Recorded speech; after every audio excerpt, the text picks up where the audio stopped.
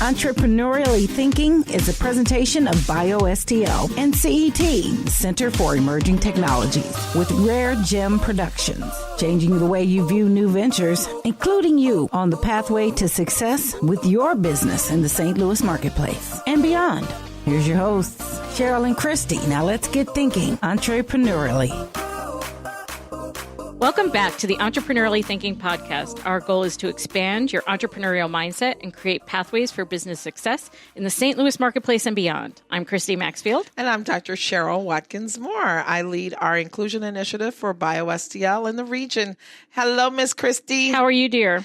Doing well. I think Excellent. we're doing well, too, aren't we? We are doing well. Yeah. You know, every time you remind our listeners that you do the inclusion work for the region, I think about all the ways you reach outside the region and we reach outside the region. Because you were just with back this podcast. with this podcast, with the work you do, because you just came back from New Orleans not too long ago. I just talked to friends in New Orleans at Propeller not too long ago on the work they're doing related to equity and entrepreneurship.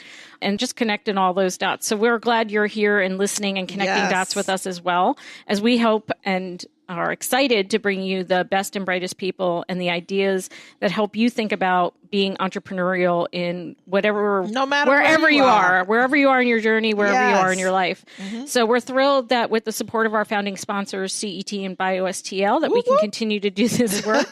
And by the time you listen to this, you will have already hosted Arlen Hamilton as part of Vision STL. Yes, so and I am so excited. We'll be giving you guys an update after she leaves. I'm just delighted to be able to volunteer my way into the dinner. So whatever a girl has to do, has to do. So thank you for tuning in. Make sure you find us and share with your friends that they can find us wherever they find their favorite podcasts on iTunes, Spreaker, Facebook, LinkedIn, wherever that may be.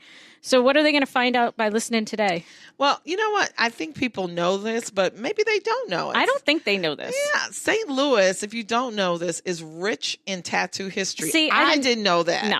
I had no clue. We got a big arch. Yes. We got some other stuff. Tattoos I wasn't aware of. And as you brought I'm sure up, somebody has a tattoo of a big arch. I know. I digress.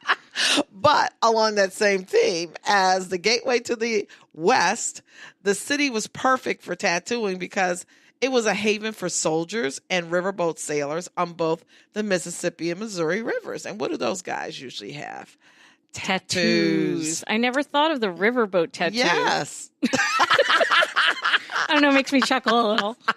The riverboat focus. Yeah. So as an art form, tattooing dates back to well over 12,000 years ago and spans the entire globe. Over time, an industry was shaped, styles evolved, and businesses emerged from this ancient craft of body modification. When we come back, we're going to meet this exciting woman today who is assembling a cross-section of the best in the tattoo industry. A local show with talent from all over the world, all under one roof. So all y'all, stay listening.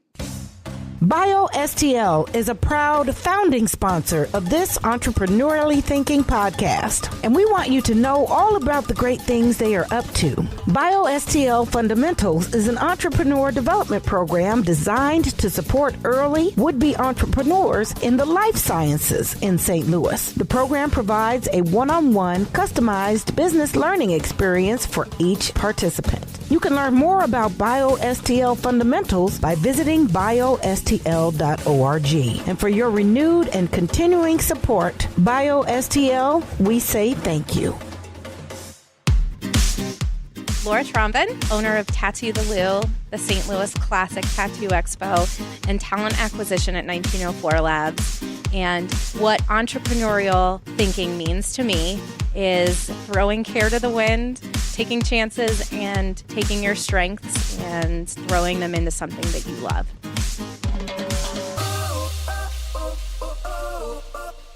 Joining us today is Laura Tromben, co-owner of the international tattoo convention, Tattoo the Lou. Tattoo the Lou is an annual event that welcomes the world of tattooing to St. Louis with over 100 booths and more than 100 artists in attendance. Wow. And she's got a day job that we're going to talk about, but she is entrepreneurial in this way and many others. So, Laura, thank you so much for being with us. So excited to be here. I really am. I am beside myself. I'm actually a little warm because I'm so excited. I had to take off my sweater. She's too young for hot flashes, so it's all legit. She's got all these beautiful tattoos on before she took off her not all of her clothes, just her jacket. We have no problem with disrobing on the show. Well, in fact, we've done it because, temperature is an issue. I digress yet again. But so, Laura, you came to my attention because you work here at CIC at CET. I've seen you around. You work at 1904 Labs. I do. Love to find out a little bit about the work that you do there. But really what piqued our interest was knowing that as a woman, you were co-founder of Tattoo the Lou. And what that means and how that came into being. So first, one of the things we know is that she's not a St. Louis native. That's what I was going to say. That's where I started. That's where you start at. Yeah. So before St. Louis, it was... Tell us about you. Yeah. So I grew up on a really small island. I think it's like 13 by 4 miles. Wow. So St. Thomas in the U.S. Virgin Islands. It is. People actually live there. That's kind of blows my mind. People just don't fly in. Right. Nope. Nope. My mom was an accountant. My dad ran the distribution for the Apple computer store for a long time. Oh, wow. So grew up there, went to school there, and it's a really small town. So I had huge dreams. With a lot of water around. With a lot of water. And I didn't realize how amazing, like growing up She's there. like, oh, the flora, the birds. Take it my God. Yes. Here we go with another beautiful day. Right? In paradise. Another beautiful day in paradise. Right? Yeah. So, I had dreams. I had to get out of that small town and stretch my wings. Yeah. And I spent a few years traveling the country for work. This was before I worked in tech. My clients were Olympic level athletes that were horses. So I worked for a horse pharmaceutical distribution company based out of Nashville, Tennessee. Wow. Yeah, right. Okay, that's a new one. Okay, wait a minute. We have How not did you had that. jump from the island to Nashville? Yeah, so I have always rode horses, rode them on the beach. And then I decided my father is very artsy and has always pushed me to pursue whatever I wanted, even if it was outside of the box. So I went to school for equine business management, and I minored in professional horseback riding. Random. Who knew? Random. I remember the other day, I'm like, you can't get a degree in future studies. Yes, you can. Yes. And now I know you There can you get go. one in equine business. Wow. Yep. So that took you off the island? It did, yeah, all the way to Rhode Island. I thought that I was applying to Johnson & So Wales'. from one island to the other. Yep. Okay. It was unexpected. I thought I was going to the Miami campus, and then I got my acceptance letter with my dorm assignment, and it was like Providence, Rhode Island, and I'm like, sure, yes, okay. So just roll with it. Yep. Right? So I moved there sight unseen, never been to Providence, and lived there for 4 years, and got this job right out of college because I just didn't have any ties to the States and could travel wherever. So Wow. Yep. So then how did you land in St. Louis? Oh, man. So after traveling full-time for 4 years, settled in Nashville, I met my fiance because I worked in a place called Service Source where I would do business renewal contracts for large clients like Google, say Jack Pack, and that kind of thing. And then I ran a tattoo shop at night. Oh, wow. I went to undergrad in Nashville. Oh, you did? Yes. Okay, so I lived in East Nashville, worked in downtown. The tattoo shop is Custom Thrills in East Nashville. Okay. And so I started off as just like a counter assistant, and then that role blossomed into social media and Very cool. doing all those things. And my fiance did a guest spot there where he came and worked there. He lived in San Francisco at the time. And that kind of started that. His family's from Columbia, Missouri. So we kind of moved around a little bit and then decided that we're going to get married and open a business. And where better to do it than the St. hometown. Louis. So did you have tattoos before working at the shop? I did. I did. I had a couple, and not as many, obviously. So when you look at our website, you'll see that Laura, beautiful. you may be in her photo, but she's tattoos on her arms and at least one leg. Yeah. Yes. And probably other places. But, Yes. those are the ones we all can see. Yeah. Yep, absolutely. Absolutely. It's been 10 years of accumulation. Oh, wow. Okay. So I don't see any horses. there is a horse. There's a big horse. Oh, wow. wow. It is a big horse. That is okay. a big horse. Yep, and I've got a horseshoe and, just a whole bunch Awesome. of little things. So horses are still part of the scene, They just are. not on a day-to-day basis. Right. Very right. cool. Yeah.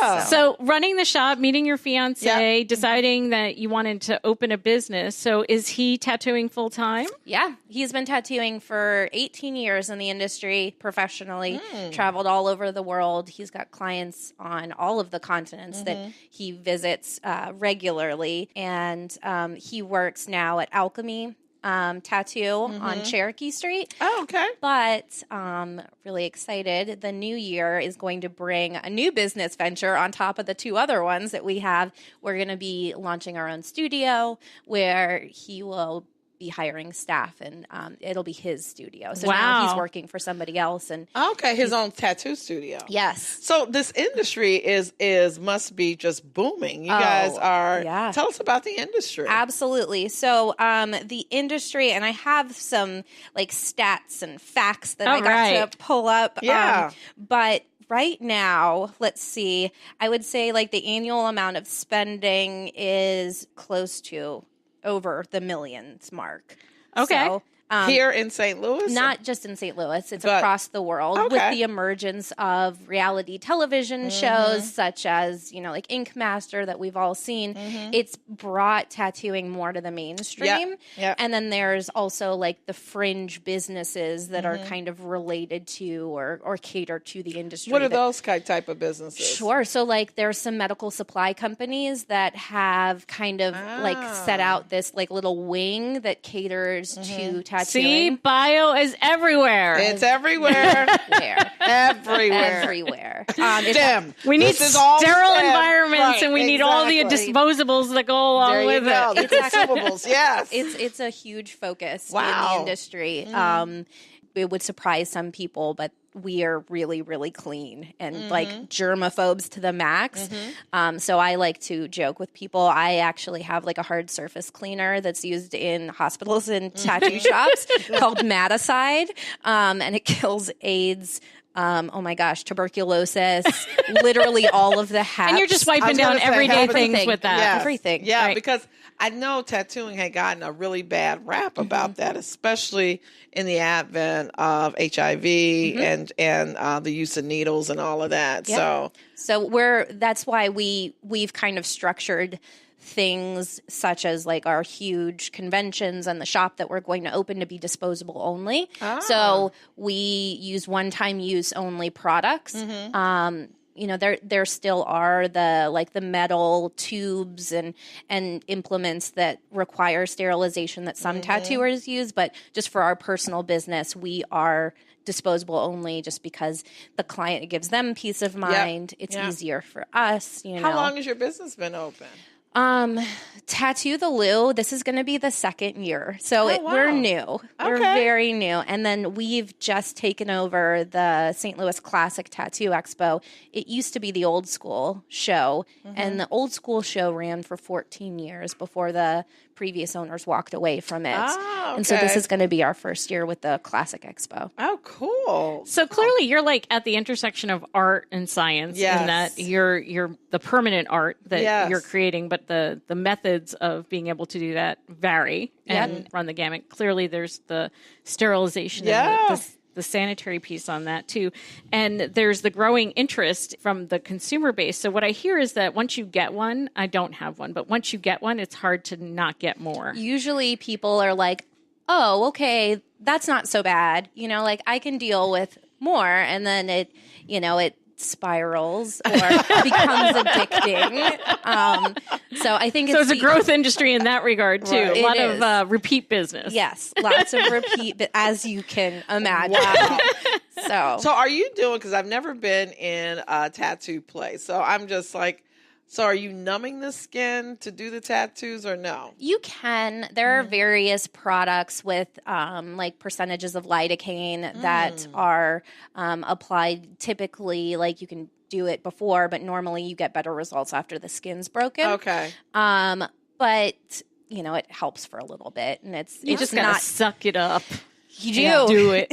That's why I don't have any, and I probably will never get any. Okay? That is fair. They hurt. When everybody asks, everyone's like expecting you to be like, no, it's not so bad. If anybody tells you it's not so bad, lying. They are lying. It's good bad. to know. It hurts. I love the But it's beautiful. I love the it's after. Beautiful. Yeah. But I love the after of many things. Yeah. It's the during that I'm not it's so like good to on. me a really, really bad sunburn. Okay. Yes. Really, really bad sunburn. just so painful. Wow. So but- you said you have 2 businesses. Yep. So we have, it's the 2 different conventions. Okay. Tattoo the Lou in the spring, which is our international convention. Wow. So how many people normally come to that one? So we actually, as far as attendees, had 1,700 people through the door our first year, and then 100 tattooers, and they bring their assistants. And so it was a small city. Yeah. Yeah. It was a big show that we brought to St. Louis. Wow. So people are showing off their tattoos. Are they doing tattoos? They are. There? It's Okay. actually your opportunity to get tattooed by somebody that you would normally. A master. Yeah. Yeah. And I mean, I travel to get tattoos. So last one I did was I flew to Arizona to get tattooed by somebody that I was really, really like obsessed with their work. But this gives St. Louisans opportunity to not travel and get these pieces from people all over the world. It's living art. It is. It is living art being done by the maestros, right? Yep. By the masters in the industry. That's really cool. So you can look back and say, I had this done by such and such, and I have to travel there. They came here. Yep. Wow. And also on the other side of that, like you mentioned, there is rich history here in the tattoo industry. I would have never thought that. Oh yeah. And good talent currently. So we want to bring all eyes to St. Louis. That's the other half of it. We want to bring people into the city. We want them to enjoy, where we live and what we get to enjoy, meet the artists and really network with the people that are here currently that are tattooing. So where do you have this set up at? Well, this year we're going to be in Union Station. Wow, a huge footprint. I am so excited. That's great. That is centrally, for people who are not from St. Louis, it's downtown or near downtown, very centrally located, big space. It's gorgeous. It is absolutely, it's a 4-diamond Curio hotel. Yes. Wow. Which is, it gives our artists that we're bringing in, since we're bringing them in of a certain caliber, kind of that like rock star royalty treatment that that we think that they deserve. That's awesome. So when we come back, we're going to learn more about that and the other businesses you have on deck.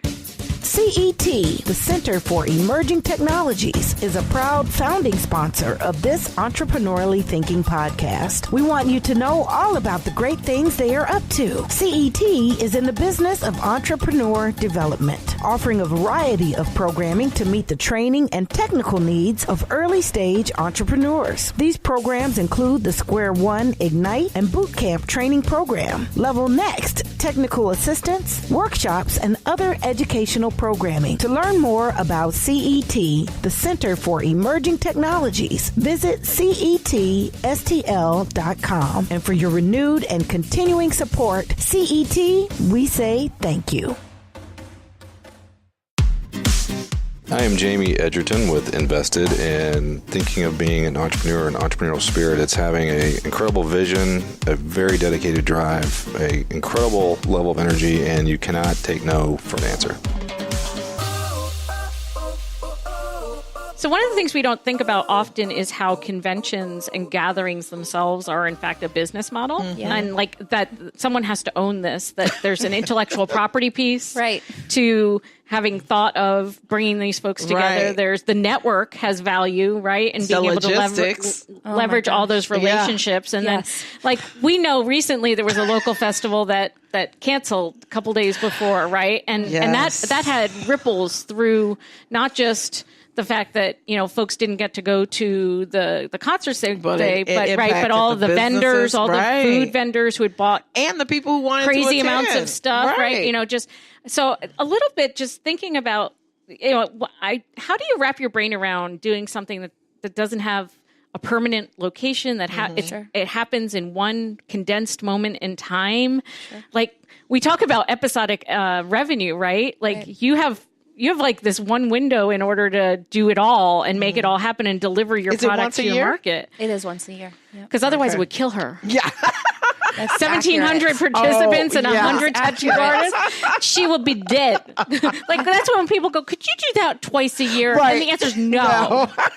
Not until I hire a bigger team. Much bigger. Much bigger. So what has that been like for you to wrap your brain around that? It has been a fantastic learning experience. And honestly, like it plays to the strengths that both my fiance and I have. What's his name? His name is LT Woods. Okay. So we're actually both LTs. I know. It's awful. My God. So what do you do? LT1? Hey, you? I'm talking to you now, right? he goes by LT when we're together. But at work, I go by LT. Oh, okay. So it's kind of separate a little bit. But so I am the one that is the more highly organized. I've got Trello boards upon Trello boards. Oh my gosh. And, I have processes and I develop processes where he has this insane network. 18 years in the industry that we can call on. And honestly, without his network, we wouldn't be able to do it. No. And this is 2 years, right? This is the second year. How did you come up with this idea? And why did you come up with this idea? Sure. So LT's been doing conventions for at least 18 years. And he has experienced the good, the bad, the ugly, the very ugly. So there was one other convention here that was running, the 14-year one, the Old School Expo. And that is run by, two really great people, but they lived in New York and San Francisco, and they would just fly in for the show. And to St. Louis? Right. I'm not sure why. And then they would take the money out when they left. And so we looked around and we were like, hey, LT has all these fantastic connections. We live in this amazing city. Like, we want to keep the money here. Yeah. Right. We want to spend the money here. Right. And what better way than throw a tattoo convention? We went into this like, sure, absolutely. It's just like a big party, right? No, not a problem. What could go wrong? But what I love is that you're like, I have, this incredible network, but in order to be able to leverage this incredible network, you have to have the policies and procedures. Right. You have to have the contracts. Yep. You have to have all the other things that go behind it, because otherwise it is a ugly. mess. Right? Then, because if you don't, that's where the ugly comes in, right? It is. And all the things that go with it. Are there any special or different, unique aspects of this as being a woman owner in the tattoo industry? So many. I'm glad that you asked. It is like many fields, a boys' club. And I did start off in more of the traditional role of the industry of assistant and counter and manager person. But you learned, that gave you the experience to learn about the business. That's really good. It did. And I am grateful that the opportunities that it afforded me is fantastic. Right now, we run into struggles where, and thank God I have a really supportive fiance who will throw the muscle behind my initiatives and what I say. Because... so he's that male booming voice behind the one that says, okay, I need you to do this. And if you're not doing it, you got to deal with LT back here. And the nice thing about dealing with LT is he's like, Laura told you to do this. There you go.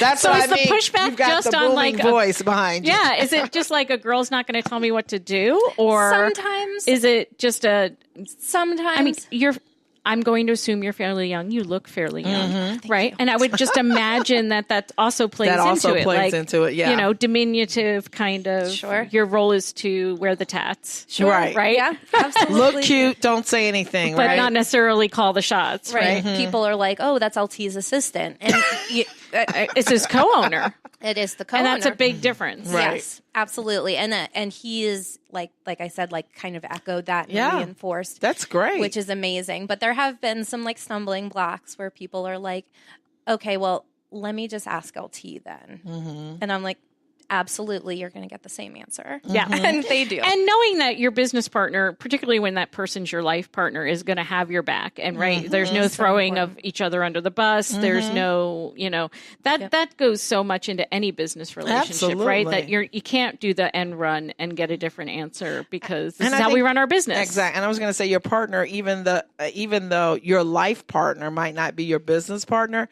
they still have to be as supportive, as well, because it doesn't work. I mean, I have a life partner that, the entrepreneurship is not for him. He does not want any part of it. But he supports it. Absolutely.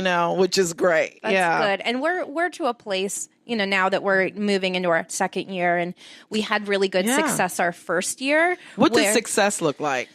People coming through the door. Actually, how we measure success is our tattooers. They're the most important thing, as if they're booked, if they're making money, if they're happy, if they're wanting to come back. And then also if we can build a little bit of a reputation in an industry that is so saturated with events, because it's become this big thing. That's what I was going to ask you. Is it saturated? I mean, when you're talking about everybody, are there a lot of these type of events happening, and are they happening or on more than an annual basis? Absolutely. There's, I would say, at any given weekend across the country and across the world now, it's definitely expanding into Europe and places in Asia and stuff like that.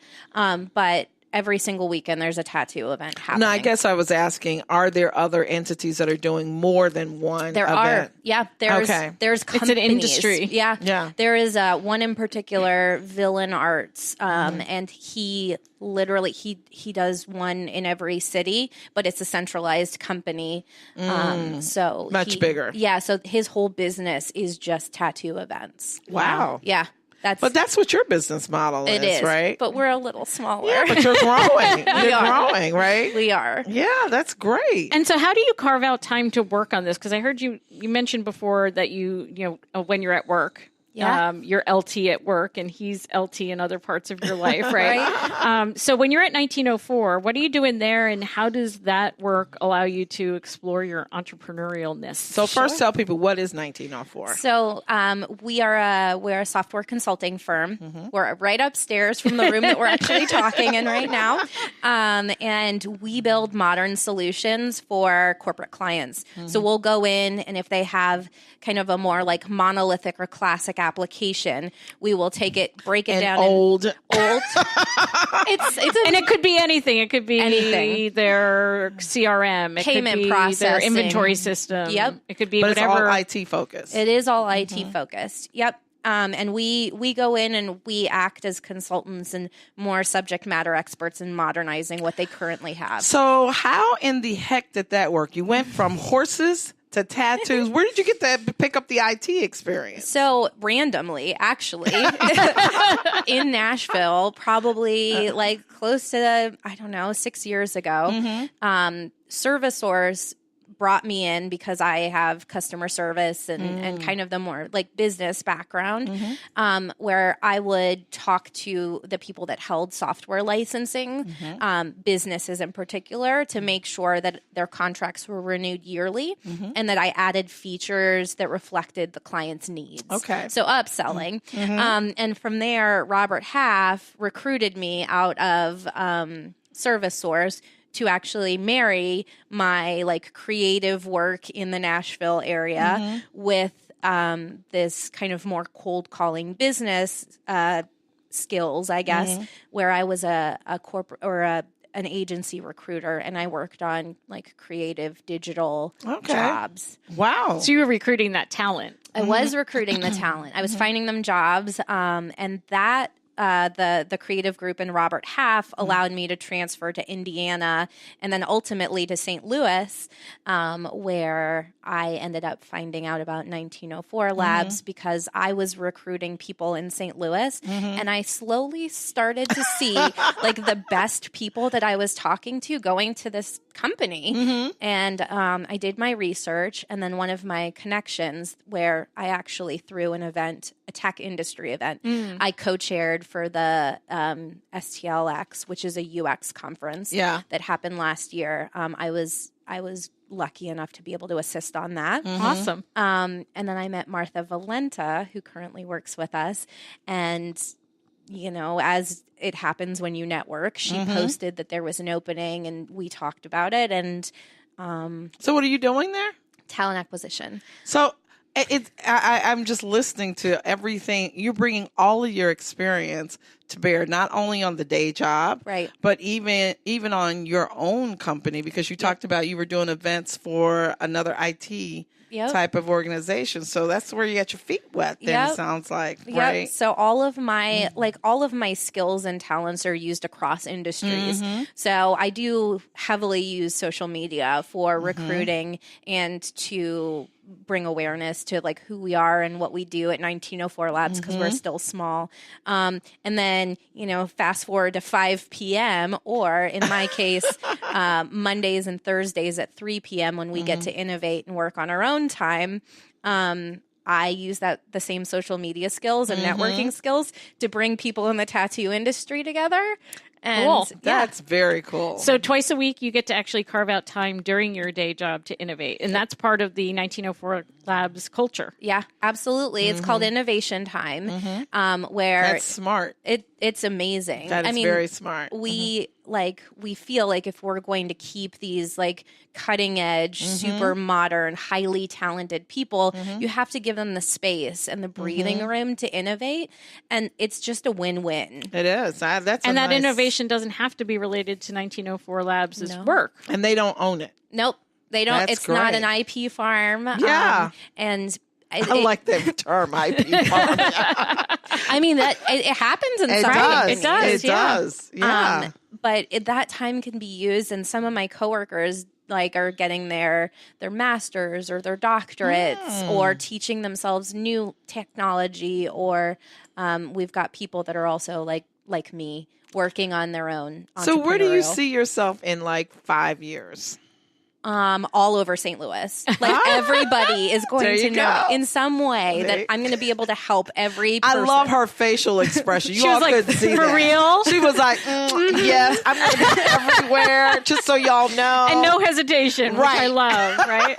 Straight up. This is where I'm going to be. That's very cool. It's my plan. You know, I got here on a very as you've heard, winding, kind of more organic path. But that's okay. And so that's the path that I'm going to take for the rest of my life. So you're going to build out what you're doing right now. So Tattoo the Lou is going to grow. Instead of 1,700, you're looking at 17,000. Millions. Woo-hoo! The sky's the limit. There you go. Right? I love it. Love it. Love it. What other things are you thinking about from an entrepreneurial standpoint? Sure. So really refining and honing what we've kind of built with Tattoo the Lou, and then transferring that over to our new fall show, the St. Louis Classic.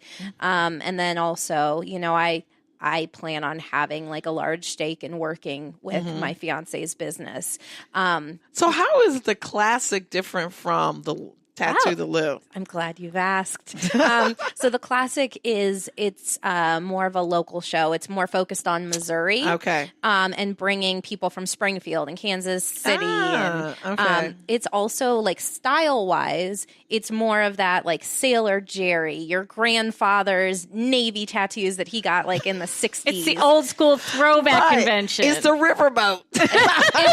It's the riverboat. So it's more of a focus and like paying homage to the history and the classic styles of tattooing. That's whereas really cool. The other one is, you know, there's realism, there's the cartoony new school and everything in between. But our focus was more on the tradition and the traditional style. Very nice. Very so nice. for other folks out there trying to marry these eclectic parts of their life where they, you know, all these different experiences and their personal passions.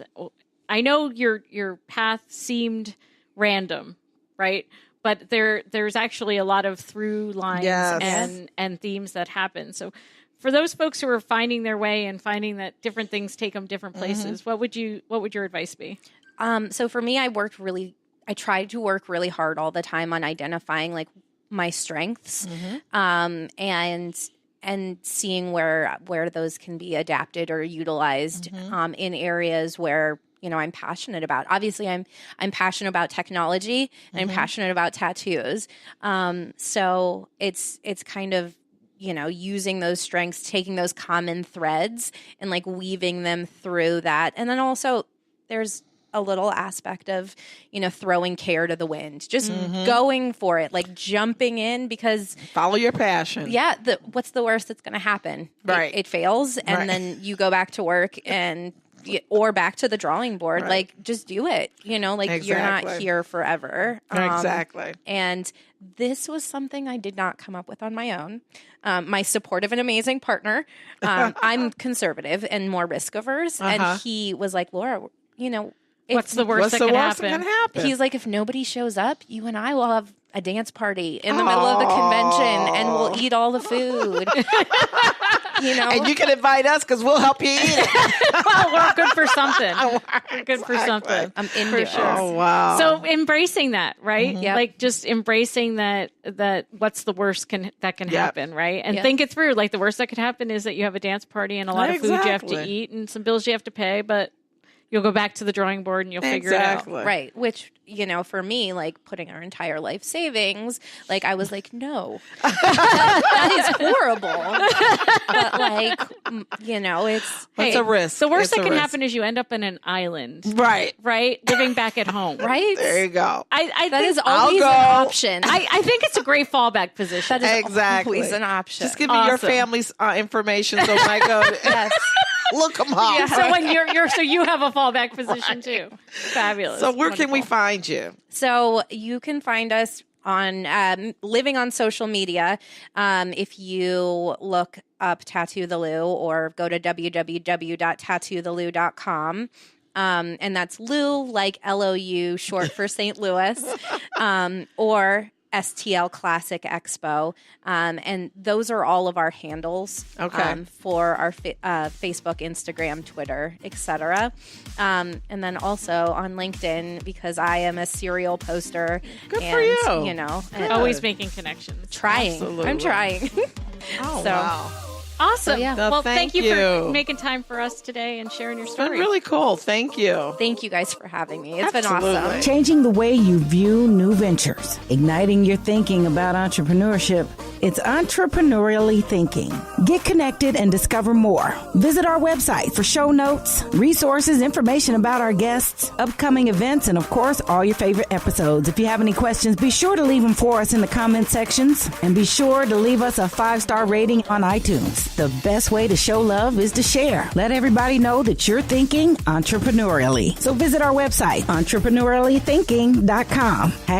#ETHINKSTL. Entrepreneurially Thinking is another positive production of Rare Gem Productions. Thanks for listening.